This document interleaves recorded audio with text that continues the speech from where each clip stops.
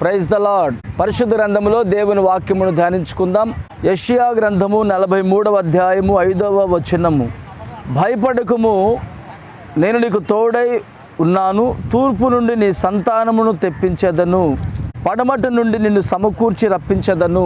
Amen. పురులారా, ప్రభు ఈ రోజున మనకి అభయవాక్కునిస్తున్నారు. భయపడవద్దు, నేను నీకు తోడై ఉన్నాను. మరి దేనికి భయపడుతున్నావో? నీ పిల్లల విషయమై భయపడుతున్నావా? నీకున్నటువంటి అప్పుల సమస్య నుంచి భయపడుతున్నావా? నీకున్నటువంటి రోగాన్ని బట్టి భయపడుతున్నావా? నీవు దేనికి భయపడవద్దు. నా ప్రభు అంటున్నారు, భయపడకుము, నేను నీకు తోడై ఉన్నాను.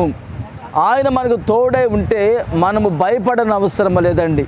ఆయన మనకు తోడై ఉంటే మన జీవితము ఆశీర్వాదకరంగా నడిపించబడుతుంది. ఆయన మనకు తోడై ఉంటే మనము భయాందోళన నుంచి విడిచిపెట్టి ధైర్యముగా అడుగులు ముందుకు వేయాలండి. పరిశుద్ధ గ్రంథంలో ఒక మాట తెలియపరుస్తాను. యెహోషువ దేవుని ప్రజలను పరిపాలించేటువంటి నాయకత్వాన్ని కలిగి ఉన్నాడు. అతడు కలిగి ఉన్నప్పుడు ప్రజలను చూచి భయపడుతూ ఉన్నాడు.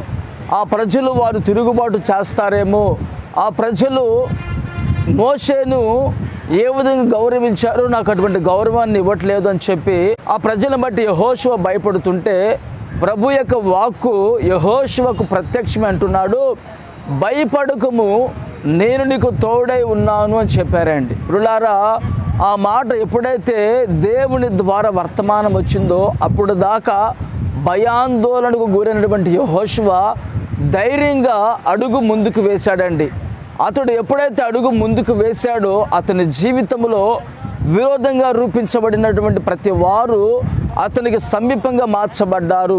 అతనికి వ్యతిరేకంగా ఆలోచన కలిగిన ప్రతి వారిని యేసయ్య అతని యొక్క పరిచర్యకు, అతని యొక్క నడిపింపునకు లోబడేటువంటి మనసు కలుగు చేశారు. ప్రియులారా, యెహోషువ దేవునికి భయపడేవాడిగా ఉన్నాడు. యేసయ్య అతనికి తోడై ఉన్నాడు. ఈరోజు నీవు దేవునికి భయపడుము. నువ్వు భయపడినప్పుడు నా యేసయ్య నీతో అనే మాట ఏమిటంటే, భయపడకుము, నేను నీకు తోడే ఉన్నాను. శ్రమకు భయపడవద్దు, ఇబ్బందికి భయపడవద్దు, మనుషుల యొక్క కపట మాయలకు, వారి వంచనకు నువ్వు భయపడవద్దు. నిశ్చయముగా నా యేసు నీకు తోడే నిలిచి ఉండునుగాక. ఆమేన్. ప్రార్థన చేసుకుందాము. ప్రేమగల తండ్రి, స్తోత్రము నాయన.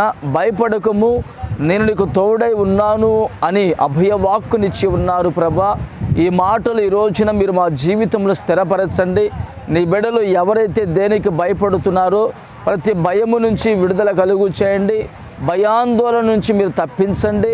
నేనున్నాను, మరి ధైర్యపరచండి. బిడ్డలకు మేలు చేయండి, మహిమ పొందుకోమని యేసు నామమున ప్రార్థిస్తున్నాను తండ్రి. ఆమేన్.